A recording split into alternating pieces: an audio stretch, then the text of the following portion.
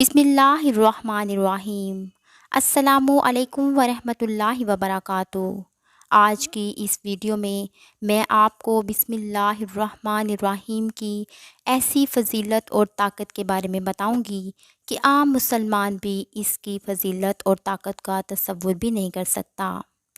मैं दावा करती हूँ कि आज की इस वीडियो को सुन लेने के बाद आप अपने हर काम को बिस्मिल्लाहिर्रहमानिर्रहीम पढ़कर शुरू करने पर मजबूर हो जाएंगे।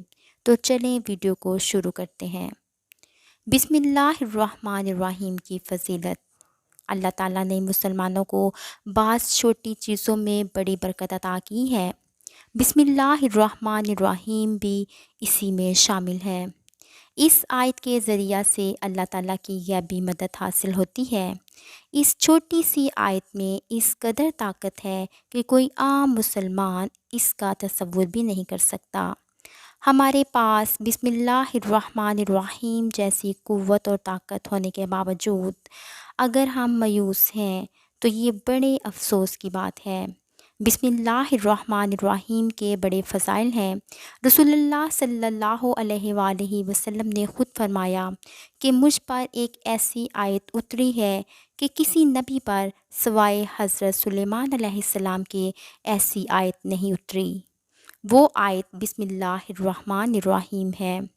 हज़रत जाबिर रहमतुल्लाह अलैह फरमाते हैं कि जब ये आयत उतरी तो बादिन मशरिक़ की तरफ छट गए, हवाएं साकिन हो गईं, समंदर ठहर गया, जानवरों ने कान लगा लिए, शयातीन पर आसमान से शोले गिरे। परवरदिगारे आलम ने अपनी इज़्ज़त व जलाल की कसम खा कर फरमाया कि जिस चीज़ पर मेरा ये नाम लिया जाएगा उसमें ज़रूर बरकत होगी। हज़रत इब्ने मसऊद रज़ी अल्लाह ताला अन्हा फरमाते हैं कि जहन्नम के 19 दरागों से जो बचना चाहे वो बिस्मिल्लाहिर्रहमानिर्रहीम पढ़े। इसके भी 19 हरूफ हैं। हर हरफ हर फरिश्ता से बचाव बन जाएगा। इसी तरह बिस्मिल्लाहिर्रहमानिर्रहीम में भी 19 हरूफ हैं और वहाँ फरिश्तों की तादाद भी 19 है।